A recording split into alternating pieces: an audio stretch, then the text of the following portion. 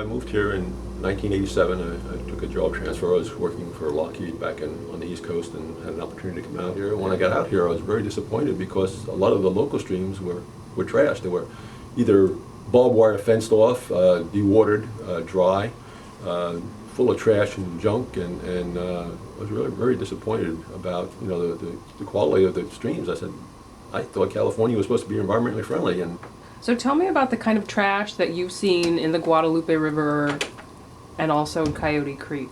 What are the items that you see out there? just about anything imaginable that you can find, we found in the creek already. I mean, it comes from all different sources. Hundreds of cigarette lighters, these butane cigarette lighters, and most times they're not completely empty. They float all over the place. Drugs, and not only, illicit drugs, but you find prescription drugs, bottles of pills, pregnancy test kits, birth control pills, all kinds of stuff like that floating in the creek. These components now are, there's a big issue on endocrine disruptors, which are getting into the changing the sexes of the wildlife in the creeks. And that's all coming from people just stuff, and a lot of it's coming from people flushing stuff down toilets, and eventually gets into the the sewer system. Then the heaviest stuff kind of sinks to the bottom, and there's all kinds of stuff, heavy stuff. I mean, people throw car parts in there, shopping carts, or just clog the creeks in many areas. All that stuff just hangs up, and eventually trees fall over naturally, and then these trees serve as a blockage for anything coming down the creek, and they just create dams. And as these dams are built up, I mean, that just backs up everything, and it collects all kinds of trash. And I've seen actually geese nesting in these trash rats, where you can actually, it's when the down tree falls down and the trash rat backs up, there's just a big pile of junk.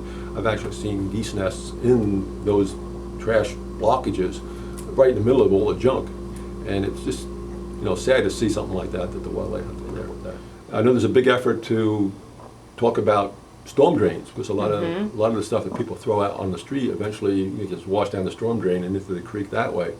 But some of the stuff that we're finding definitely does not come down the storm drains because it's too big. And unfortunately, a lot of the stuff that's floatable actually gets into the bay and eventually gets into the ocean. And I've heard reports out in the Pacific, there's an area the size of the state of Texas filled with plastic debris and stuff that just recirculates. It gets into like a whirlpool effect. And somewhere out in the middle of the Pacific, this stuff is out there and it's killing things. So that's the problem. There's trash, there's also a lot of other factors. Tell us about some of the kinds of cleanup work that you guys have done, especially on trash, to try and help restore the conditions so wildlife can prosper there. We started doing cleanups on the creeks way back in the mid-90s, and reservoirs and the creeks. We started off on the Guadalupe River. We actually adopted part of the Guadalupe River as far as the Canoe Club went for cleanup purposes. A lot of groups have. I've linked up with the Friends of Coyote Creek, which is a really big group, and they have done a lot of work on Coyote Creek to do cleanups. And we've hauled out literally thousands of pounds of trash and garbage and junk over the years. We need to stop it from getting into the creeks, not worry about cleaning it up all the time. Yeah, imagining a world where people took care of the creeks, didn't throw stuff in there. Right. That would be a much nicer world to live in. Yes, sure would.